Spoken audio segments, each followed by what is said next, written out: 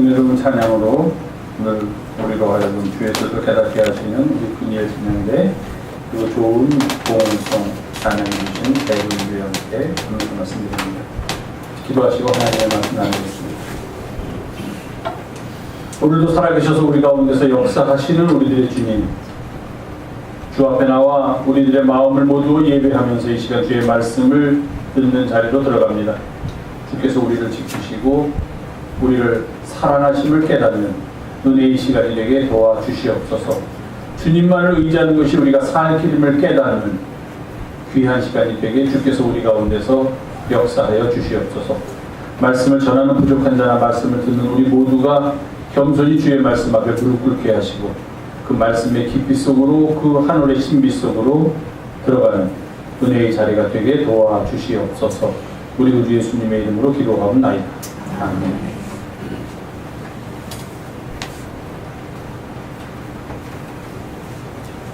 친히 양의 목자가 되시는 주님. 오늘은 목자에 대해서 제가 좀 말씀을 드리려고 합니다. 대우님 같이 있어.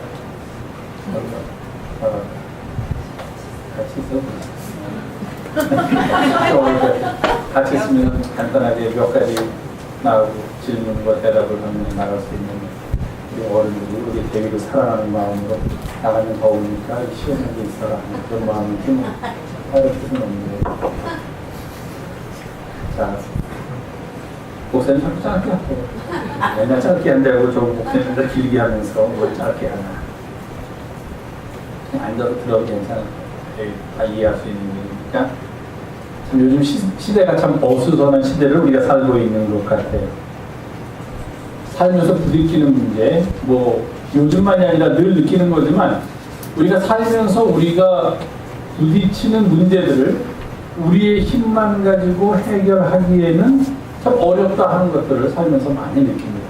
그것이 개인의 문제이건 또는 사회의 문제이건 전체 민족의 문제이건 상관하지 않고 우리에게 어떤 문제가 딱 닥치면 사람들은 다 그렇게 생각해요. 우리가 지금까지 발전시켜온 과학기술의 힘이 얼마나 대단한데, 우리가 지금까지 연구해온 의학의 힘이 얼마나 큰데, 생명까지도 만들어낼 수 있는 지경까지 이르렀는데 웬만한 어려움쯤이야 우리 인간의 이성이나 우리 인간의 지혜로 다 해결해 나갈 수 있다. 우리가 미리 다 예비할 수 있다.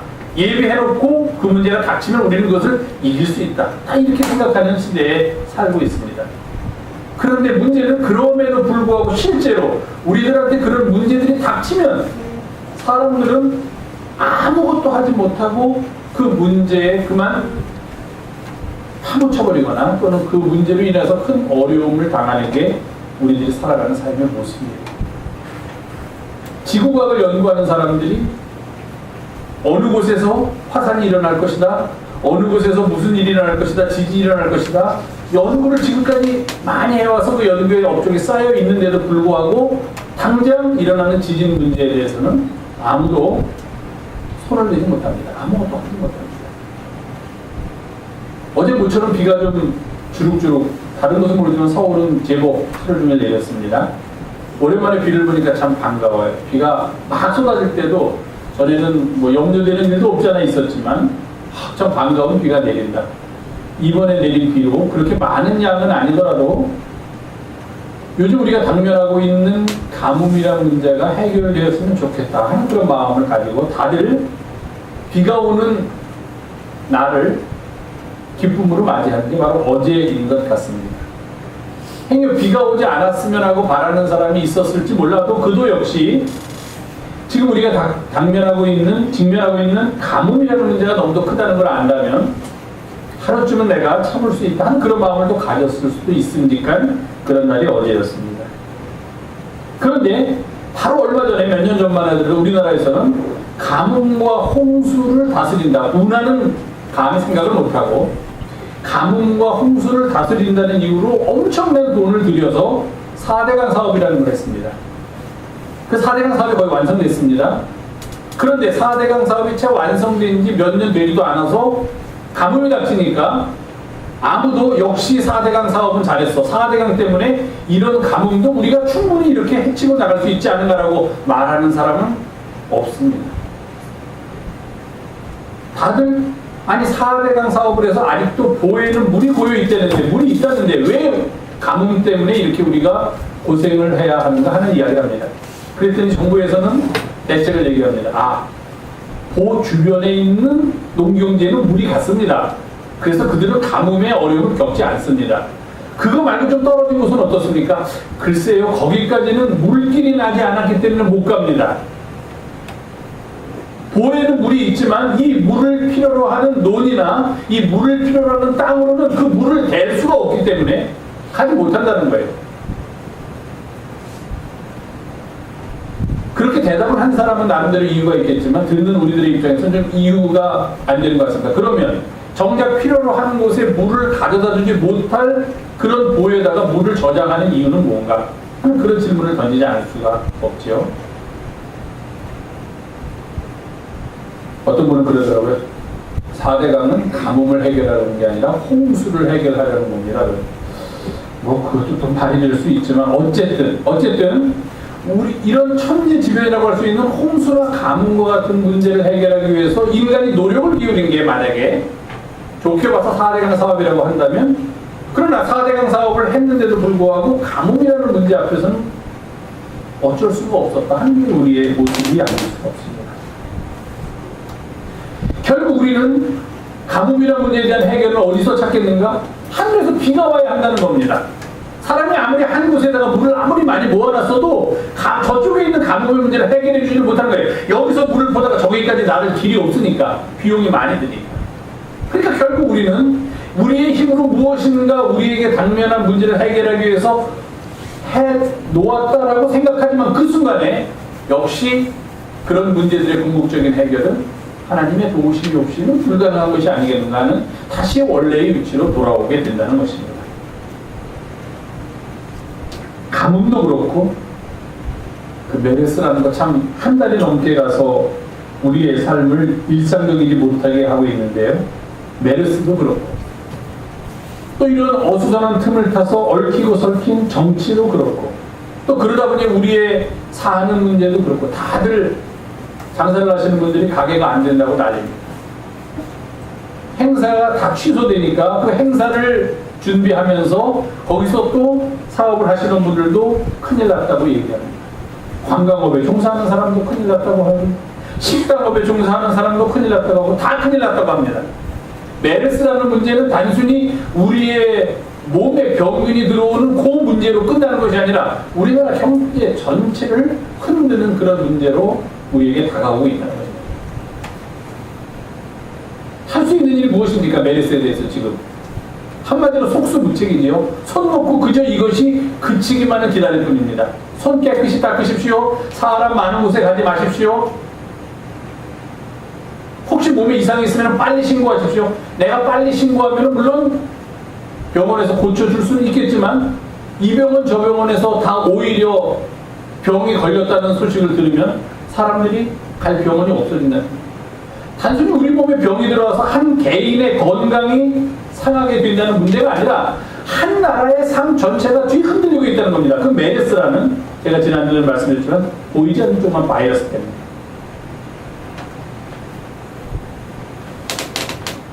그러다 보니까 도대체 우리가 할 수 있는 일은 무엇인가 하는 그런 질문을 던지지 않을 수 없다는 것입니다.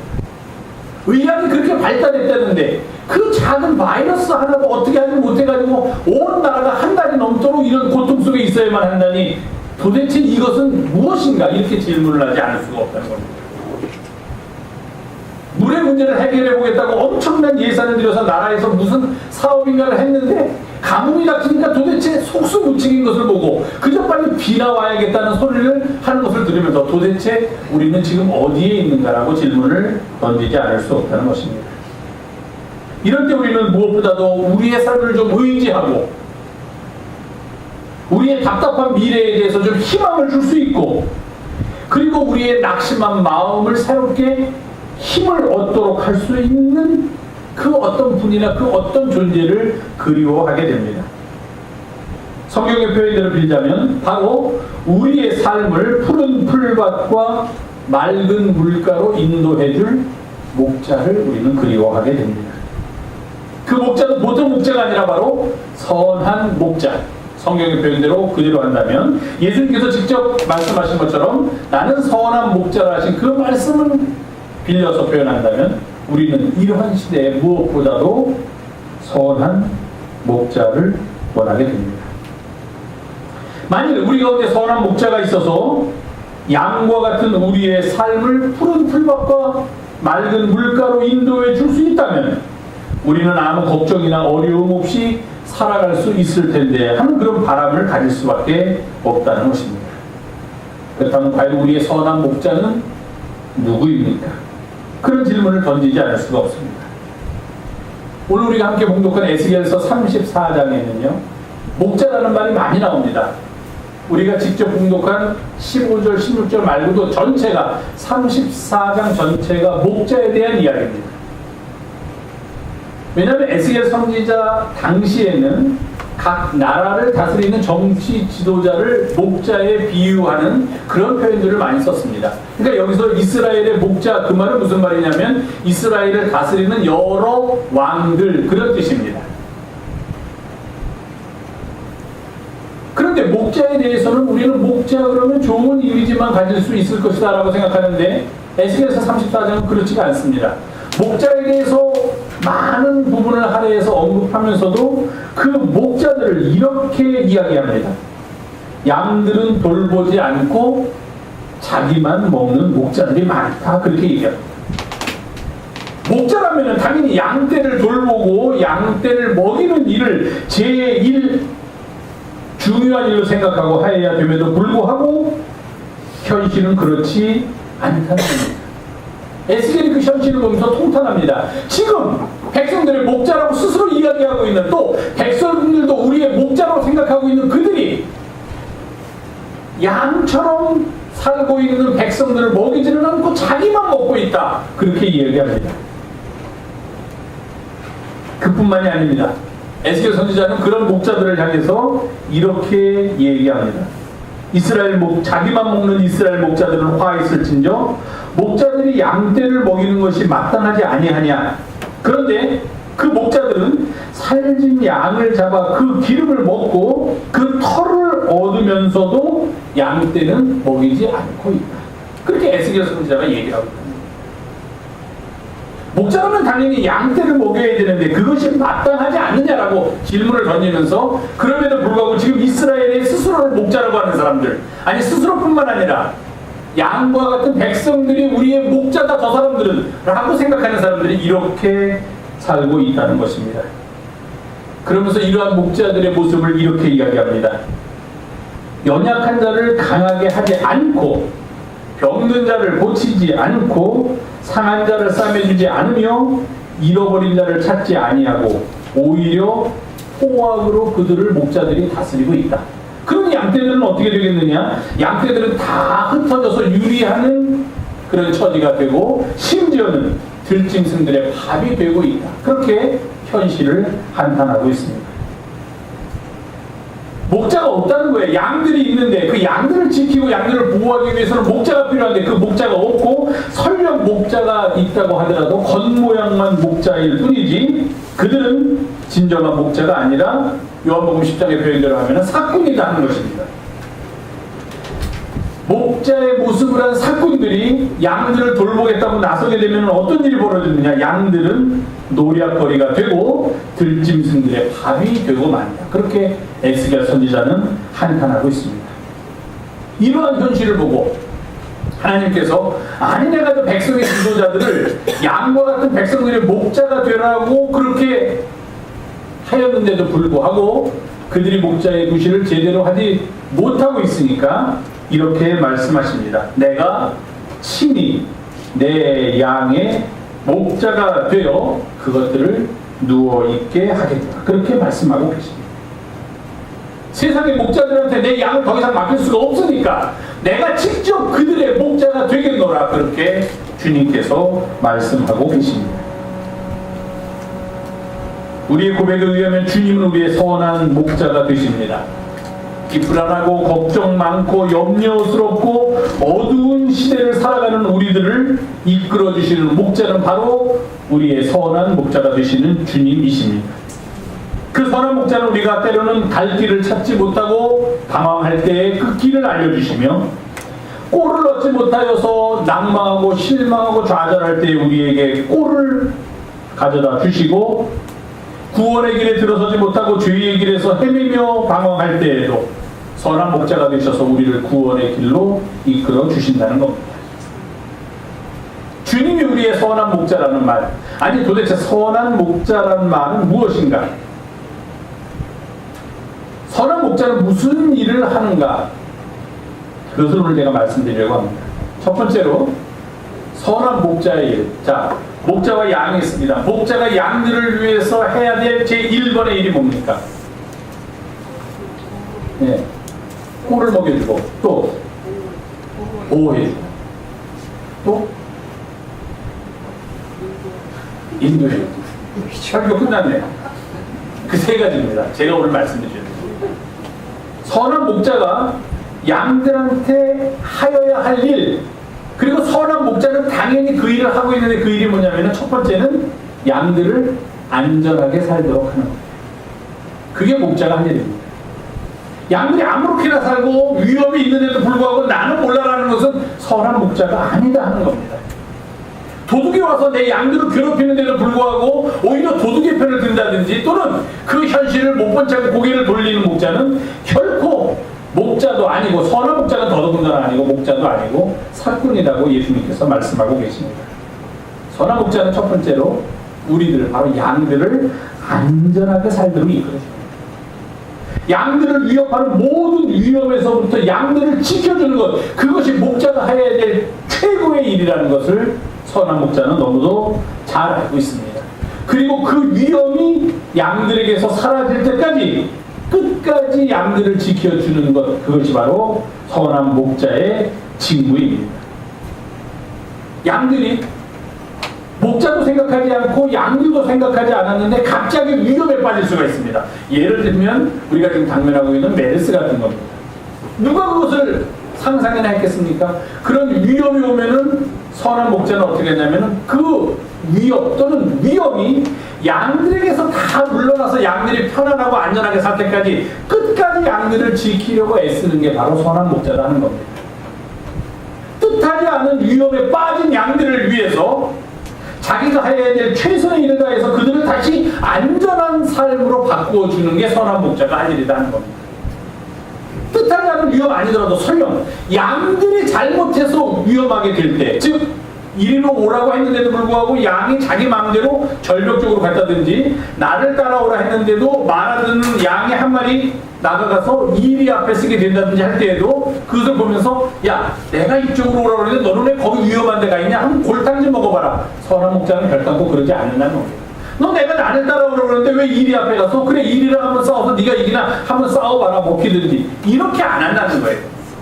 양들이 자기 마음대로 가도 선한 목자는 그것조차도 가슴 아파하면서 가서 구해오고 그들을 안전한 곳으로 인도하는 게 선한 목자라는 겁니다. 너 그리로 간 건 네가 마음대로 간 거니까 네가 어려운 일 당하든지 그거는 나한테 와서 얘기하느냐? 내가 너보고 그리로 가라고 그랬어? 그렇게 하지 않는다는 거예요. 아니 너 왜 거리로 가서 그렇게 어려운 일을 당해야 되냐면서 뛰어가서 그 양을 구하는 게 선한 목자라는 겁니다. 양들의 안전이 목자의 최고의 관심사가 되어야 합니다. 그깟 양들 몇 마리쯤 그렇게 생각하는 목자는 결코 선한 목자가 될 수 없다는 겁니다. 내가 가진 위치를 지키기 위해서 그깟 양들 몇 마리쯤 희생하는 것은 아무것도 아니다라는 목자는 목자가 아니다라고 성경은 우리들에게 이야기해 줍니다. 사꾼 목자는 양들보다는 자기의 안위, 자기의 권위, 자기의 허세를 더 중요하게 여길지 모르지만, 선한 목자는 양들의 안전이 최고의 관심사입니다. 그래서 양들이 때로는 위협에 빠지게 되더라도 그 위협이 어떻게 왔든지는 상관하지 않습니다. 뜻하지 않던 위협이건 또는 그들이 잘못해서 빠진 위협조차도 선한 목자는 그 순간 양들을 구해야겠다는 생각 이외에는 다른 생각을 하지 않는다는 겁니다.